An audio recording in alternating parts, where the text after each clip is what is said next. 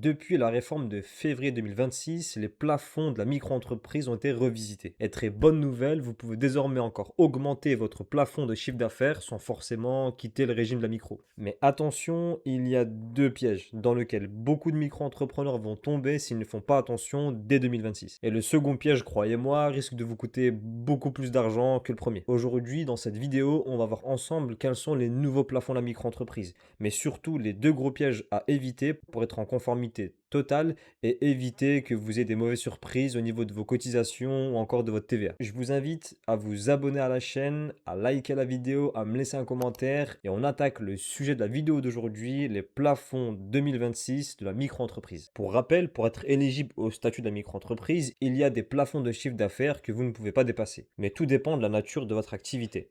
Pour ce qui est des prestations de services Big BNC, le montant en 2025 était de 69 803 euros.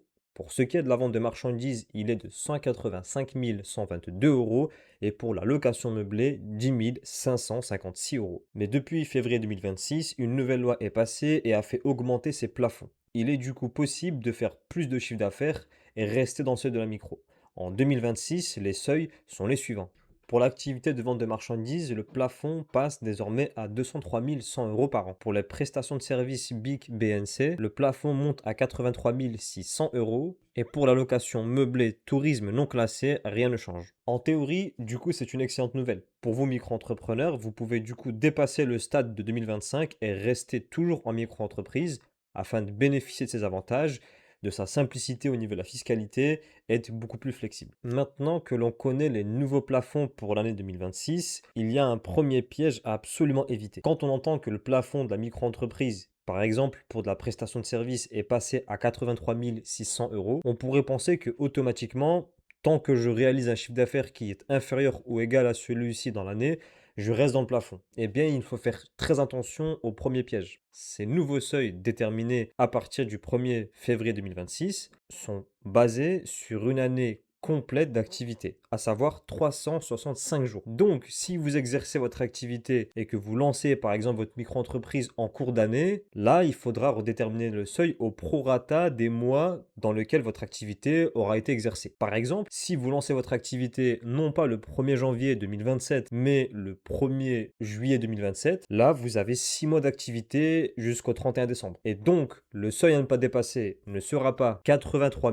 600 euros pour les prestations de services activité libérale, mais 41 800 euros. Pourquoi 41 800 euros? Tout simplement parce que comme vous avez travaillé la moitié de l'année, il faudra donc diviser par 2 le nouveau seuil du chiffre d'affaires à pas dépasser. En ce qui concerne ce premier piège, du coup, ce qu'il faut retenir, c'est de faire très attention quand est-ce que vous avez démarré votre activité au cours de l'année et calculer votre chiffre d'affaires à pas dépasser au prorata. Maintenant qu'on a vu le premier piège dans lequel il ne faut pas tomber en raison des nouveaux seuils et de la nouvelle réforme de février 2026, on va voir le second piège. Celui-ci concerne le plafond de seuil TVA. En effet, le plafond de la micro-entreprise pour le chiffre d'affaires avec les nouveaux seuils qui ont été votés en 2026 sont complètement indépendants et dissociés du seuil de TVA. Donc, vous pouvez rester en micro-entreprise et ne pas dépasser les seuils qu'on a vus précédemment. Par contre, vous êtes redevable de la TVA. Et celle-ci s'applique dans le cas des prestations de services, activités libérales, à un montant de 41 250 euros. Donc, si vous réalisez 41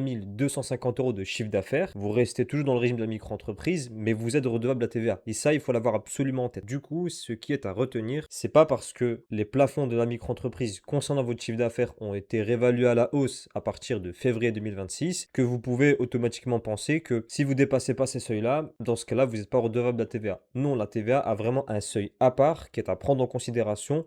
On a vu le montant qui est de 41 250 euros pour les prestations de services. Ce qu'il faut retenir de cette réforme de février 2026, c'est que les plafonds de chiffre d'affaires pour les micro-entreprises ont été réévalués à la hausse. Vous pouvez désormais aller jusqu'à 83 600 euros de chiffre d'affaires pour les prestations de services, jusqu'à 203 100 euros pour la vente achat de marchandises, tout en conservant le régime de la micro. Mais attention de ne pas tomber dans les deux pièges qu'on a vus ensemble. Si vous débutez votre activité de micro-entreprise au cours de l'année, votre plafond réel peut être beaucoup plus bas que celui que vous pensez. Le deuxième, c'est de confondre votre plafond lié à votre chiffre d'affaires d'affaires et le seuil de TVA. Vous pouvez parfaitement rester en micro-entreprise et ne pas avoir dépassé le nouveau seuil et être redevable de la TVA. Si vous êtes déjà micro-entrepreneur ou que vous prévoyez de lancer votre activité, prenez le temps de vérifier votre situation. Ça vous évitera bien des mauvaises surprises et vous permettra d'anticiper correctement le développement de votre activité. Cette vidéo touche à sa fin, je vous remercie d'avoir regardé. Je vous demande de vous abonner si ce n'est pas déjà le cas, likez la vidéo, me laissez un commentaire